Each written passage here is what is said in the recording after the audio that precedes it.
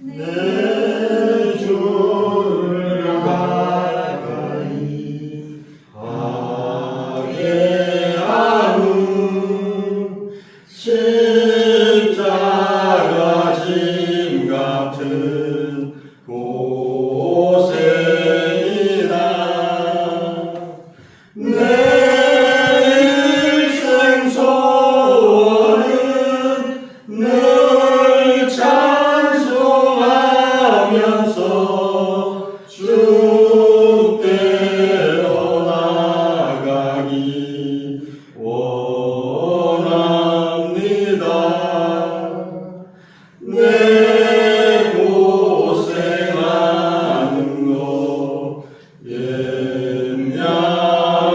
옛야고비 돌베개 메고장 갔습니다.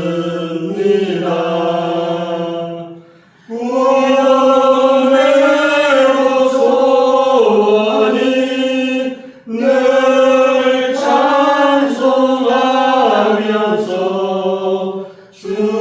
주께로 나가기 원합니다.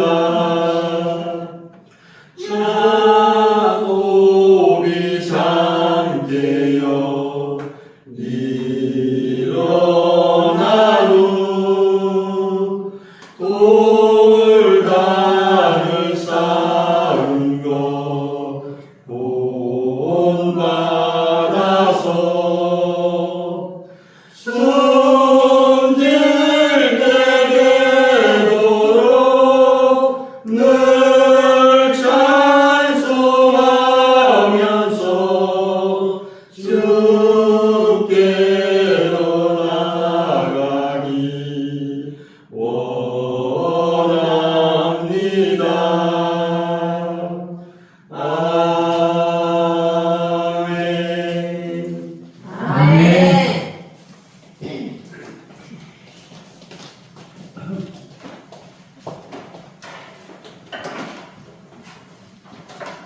오늘 말씀의 제목이 믿음으로 드리는 기도입니다. 여기 계시는 성도님들은 다 믿음으로 기도하실 줄 믿습니다. 아멘. 과거에 우리 한국교회가 성장하는 거 보면 지난번에 제가 재직회 세미나에서 이야기했던 것처럼 그 자리에 보면 방어와 청어 이야기가 있었습니다. 과거에는 우리가 그물을 던지면 방어 때처럼 큰 물고기들이 넉넉하게 많이 잡혔습니다. 근데 지금은 방어를 잡으려고 그물이 구멍이 커도 다 잡히지만 지금은 청어대로 바뀌었기 때문에 이 방어를 잡는 그물로서는 청어를 잡을 수가 없습니다. 부흥했던 시기 우리가 대충 교회 생활을 해도 교회가 막 성장하고 많은 사람들이 왔습니다. 권사님께서 기도해 주셨던 것처럼 우리가 막 부흥을 해야 되는데 자꾸만 우리 교회뿐만 아니라 한국교회가 침체가 되고 있고 계속 떨어지고 있습니다. 저도 연구를 해봤지만 계속해서 이제 신학교에 가시는 신학생들도 적습니다. 부교육자 구하는 것도 이제 대도시는 이제 이 중부권에서는 참 힘든 일, 많은 사례비를 들여도 오지 않는 시기가 되었습니다. 서울권, 수도권에는 거기도 마찬가지입니다. 대형 교회, 큰 교회만 목사님들이 가려고 줄을 서 있습니다. 우리 같은 이 시골은 잘 오지 않습니다. 그러나 희망은 있습니다. 우리도 부흥할 수 있다는 것입니다. 우리도 믿음으로 기도하면서 기다리면 부흥합니다. 이 믿음을 놓지 않으셔야 합니다. 이제 이 농사철이 되어서 여러분들이 이제 농사를 짓는데 옆에 이렇게 논에서 모 심는 것을 보았습니다. 어떻게 모를 심는가? 제가 어렸을 때는 이렇게 손으로 이렇게 심는었는데 지금은 기계로 다 하는 것을 보았습니다. 모든 게 다 기계로. 그런데 이 모 심는 기계가 이 한 철만 쓰고 어떻습니까? 한적한 창고에서 쉬고 있지 않습니까? 올해 다시 쓰고 또 내년에 쓰려면 어떻게 합니까? 잘 관리를 해놔야겠죠. 그래야지 이 못 심을 때 기계가 고장나지 않고 잘 심을 수 있지 않습니까? 우리 지금 이 시기 우리 신앙으로 보면은 지금 막 추수할 때는 아닙니다. 우리가 나가서 예수 믿으십시오, 전도지, 물티슈 막 주고 나면 오갑교회 가야겠다 이런 분은 없습니다. 사울처럼 예수님이 강권적으로 역사하지 않는 이상은 사람들이 변하기가 참 쉽지는 않습니다. 당신이나 열심히 믿으십시오. 우리 충청도 버전이 무엇입니까? 네, 내일 교회 가겠습니다. 그런데 보면 어떻습니까? 내일이 아직 안 왔어요. 그래서 안 오십니다. 앞에서는 네 대답하지만 뒤에서는 말을 안 듣습니다. 참 어렵습니다. 지금 우리 상황에서 어떻게 해야 될까? 이런 상황에서 우리는 믿음으로 하나님의 때가 열리기만을 기다리면서 우리 신앙이 떨어지지 않기 위해서 더욱더 기도하는 이 줄기를 놓치지 않으셔야 합니다. 아멘. 오늘 말씀의 제목처럼 믿음으로 드리는 기도입니다. 우리 오갑교회도 부흥한다, 부흥했다. 우리가 믿음으로 가지는 겁니다. 아멘. 그러면서 작은 그림이 아니라 이 청어대를 잡기 위한 큰 그림을 그리는 겁니다. 어떻게 하면 진천과 이 덕산, 혁신도시에서 우리 오갑으로 사람들이 들어올 수 있을까? 하나님 어떻게 하면 들어올 수 있을까요? 어떻게 하면 될까요? 우리가 같이 믿음을 가지고 기도하면 됩니다. 아멘. 오늘 본문의 말씀을 보면 예수님과 베드로, 야고보, 요한 이 세 제자가 높은 산에서 이제 내려왔습니다.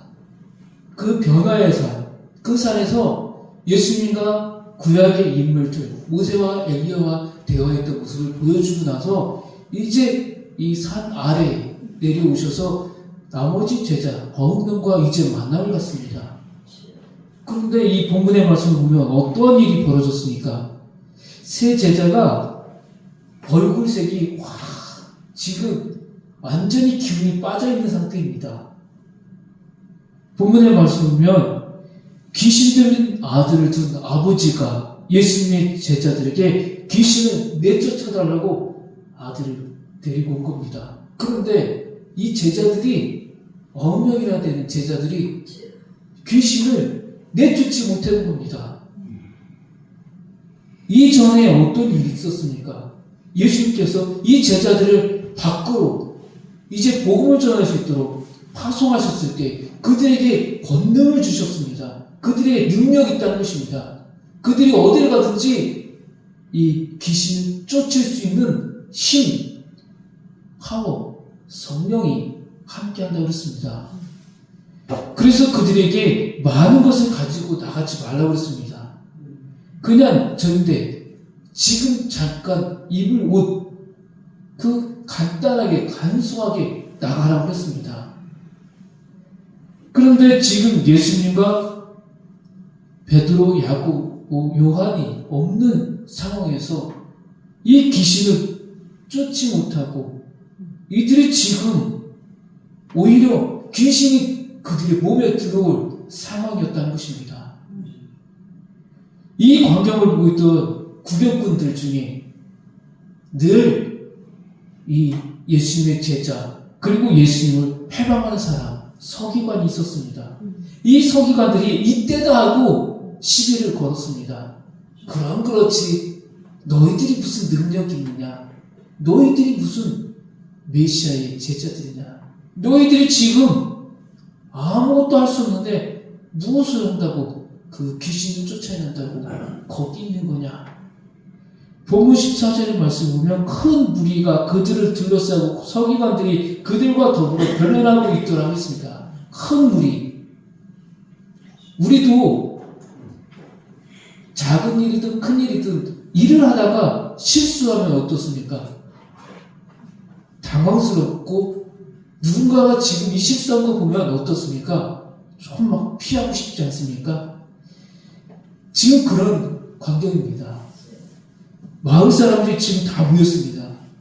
많은 사람들이 바라보고 있는데 귀신이 나가지 않고 오히려 그 아이를 더 괴롭히는 겁니다. 더 힘들게 하는 겁니다. 이 상황에서 이제 이 귀신이 누구에게 들어오겠습니까? 이 제자들, 능력이 없어 보이는 제자들이 뛰어 들어올 수도 있는 상황이라는 것입니다. 이 상황에서 예수님이 오신 겁니다. 오셔서 지금 이 상황을 보고 있던 것입니다. 9명이나 되는 예수님의 제자들이 어린 아이에게서 귀신을 내쫓지 못하고 쩔쩔매는 것을 보고 예수님이 어떻게 말씀하십니까? 잘했다, 제자들아. 이렇게 하지 않았습니다. 말씀 보면 이들을 지금 책망하고 있는 것입니다. 너희들이 지금 왜 이 일을 하지 못하느냐고, 지금 왜 여기서 망신을 당하고 있느냐고 예수님이 말씀하고 있는 것입니다. 예수님의 9 제자들은 매우 당황스럽고 곤혹스러운 상황에 처했을 때 예수님께서 오셔서 그 아이에게서 귀신을 쫓아내시고 그 아이를 살려주심으로써 겨우 그 힘든 처지에서 헤어나오게 되었습니다. 얼마나 예수님도 그 제자들을 보았을 때 얼마나 불쌍한 제자들로 보였겠습니까? 지금 이들을 야단치고 있었지만 예수님은 그 9명의 제자들이 너무나도 불쌍히 보였다는 것입니다. 그래서 사람들이 다 물러가고 예수님을 하고 함께 있을 때 제자들이 이제 예수님께 여쭙습니다. 28절 말씀입니다. 우리는 어찌하여 능히 귀신을 쫓아내지 못하였나이까? 주님, 전에 예수님이 우리를 파송하셨을 때는 우리에게 능력이 있다는 것을 우리가 느꼈고 체험했고 경험했는데 왜 이 자리에서는 이런 능력이 나타나지 않은 것입니까? 이에 대해 예수님께서 주신 대답입니다. 본문 29절입니다. 기도 외에 다른 것으로는 이런 종류가 나갈 수 없느니라. 이것은 제자들의 실패의 원인이 기도하지 않고 귀신을 내쫓겠다고 달려들었음에 있었다고 예수님의 질책입니다. 기도하지 않은 실수, 기도하지 않았기 때문에 당한 실패를 지적하셨다는 것입니다. 한번 생각해 보십시오. 예수님이 제자들을 파송했을 때 이들을 밖에 나가서 이제 너희들이 배운 대로 내가 누구인지 가서 이제 알리라. 그리고 많은 사람들을 내게 오게 하라 하셨을 때 어떻게 하셨겠습니까? 예수님이 보여주신 것이 무엇입니까? 믿음입니다. 능력입니다. 예수님이 어떤 분인지 보여주셨다는 것입니다. 바다에 그 호숫가를 예수님이 걸어오시는 장면도 보여주었습니다. 그리고 들판에서 오병이의 기적을 보여주었습니다. 그 기적들, 이적들, 병고침을 보면서 예수님이 어떻게 시작했습니까?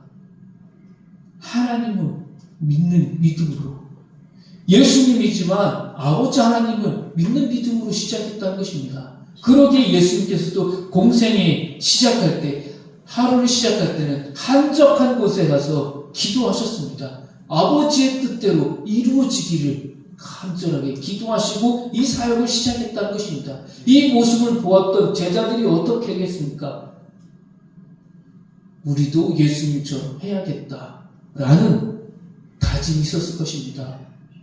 그러나 지금 이들이 기도하지 않았다는 것입니다. 기도하지 않았다. 기도는 했을 겁니다. 그러나 예수님이 지금 이들에게 이야기한 것은 믿음이 없다는 것입니다. 19절 말씀 보면 대답하여 이르시되 믿음이 없는 세대여 내가 얼마나 너희와 함께 있으며 얼마나 너희에게 참으려 그를 내게로 데려오라고 하셨습니다. 믿음이 없다고 했습니다. 기도는 했지만 습관적으로 지금 그들이 내뱉었다는 것입니다. 우리가 의지할 것은 오직 하나님이라는 것입니다. 우리가 기도할 때 간절한 기도, 이 간절하면은 믿음이 들어가야 된다는 것입니다. 아멘. 하나님 우리 교회가 부흥할 줄 믿습니다. 아멘. 하나님 우리에게도 영적 부흥이 있습니다. 부흥할 겁니다. 믿는 이 믿음이 있을 때에 놀라운 폭발적인 역사가 있다는 것입니다. 아멘. 주님께서는 두세 사람 있는 곳에 나도 함께한다고 했습니다. 오늘 이 자리에도 성령으로 우리 주님은 함께 하십니다. 그런데 문제는 우리가 습관처럼 기도한다는 것입니다. 예수님의 제자들도 지금 이 귀신들 아이가 왔을 때 습관처럼 기도하고 그냥 그 아이를 만졌다는 것입니다. 우리는 어떻게 합니까? 이 교회 예배당에 나와서 우리 가정에서나 삶 가운데서 어떻게 기도하십니까? 믿음을 가지고 기도하십니까? 아니면 습관처럼 오늘도 기도하시며 시작하십니까? 우리 한국교회의 가장 매력적인 것, 또 우리 한국교회만의 특징이 있다면 새벽 기도회입니다. 지금까지 계속해서 우리는 새벽 기도회를 하고 있습니다. 그 어느 민족도 이렇게 뜨겁게 기도하지 않습니다. 우리 한인교회들 보면 어떻습니까? 우리 한국 전통 이 새벽 기도회를 한인교회에 계시는 목사님들이 계속해서 세계 곳곳에 나가셔서 하고 계십니다. 그런데 그 자리에 놀라운 역사들이 막 일어나는 것을 보았을 것입니다. 지금 동남아에서 막 일어나는 모습들, 중남에서 막 일어났던 일들, 이런 일들이 무엇입니까? 그들이 믿음을 가지고 기도했기 때문에 폭발적인 역사가 지금 한국이 아니라 동남아 쪽에서 일어나고 있는 것을 보게 되는 것입니다. 이 새벽 기도에 나와서 어떻게 기도합니까? 우리 교회가 성장하기를 원한다면 믿음을 가지고 기도를 하셔야 합니다. 예수님은 지금 제자들에게 너희가 지금 믿음 없이 행했기에 귀신이 나가지 못했고 너희들이 그렇게 망신을 당했다고 한 것입니다. 오늘 우리 교회가 기도해야 한다는 것입니다. 어떤 기도입니까? 믿음으로 드리는 기도입니다. 과거에 우리가 드렸던 그 기도의 그 추억의 기도 소리가 아니라 지금 미래를 바라보면서 기도하는 것입니다. 교회의 성장의 힘이 기도에 있다는 그동안의 확신은 너무나도 단순하고 성급한 생각이었던 것이 아니었다라고 우리가 다시 고백하며 정말 힘 있는 기도, 능력 있는 기도를 하나님께 드리는 성도들이 되셔야 합니다. 아멘. 무엇이 바로 기도입니까? 오늘 예수님께서 우리에게 가르쳐 주십니다. 믿음으로 드리는 기도이다. 우리의 기도에 이 믿음이 빠지면 안 됩니다. 우리 가정이 하나님 부흥할 줄 믿습니다. 우리 기업이 우리가 하는 모든 농사일이 하나님 이삭이 받았던 것처럼 60배, 100배의 하나님 곡식 열매를 주렁주렁 맺을 줄 믿습니다. 라는 이 믿음을 가지고 내일도 농사 짓는 우리 성도들이 되셔야 합니다. 그런데 기도를 무조건 이 요술 방망이처럼 생각하시면 안 됩니다. 두드리면 많은 것이 나올 줄 알고 계속해서 이 요술 방망이 같은 그런 기도를 드리시면 안 됩니다. 우리 오감교회는 더 이상 이런 기도가 아니라 우리가 하나님을 믿고 우리 예수 그리스도께서 우리를 구원해 주신 그 은혜에 감격하면서 믿음으로 우리 교회가 건강하게 영적으로 부흥하고 성장하고 또 앞으로의 다음 세대가 열릴 수 있는 이 믿음의 기도를 드리는 성도들이 되셔야 합니다. 오직 우리의 참된 기도에 응답하시는 하나님의 은혜를 믿으며 주의 일을 이루어가는 우리 모든 성도 되길 소망합니다. 기도하겠습니다. 아버지 하나님, 저희들이 믿음이 없는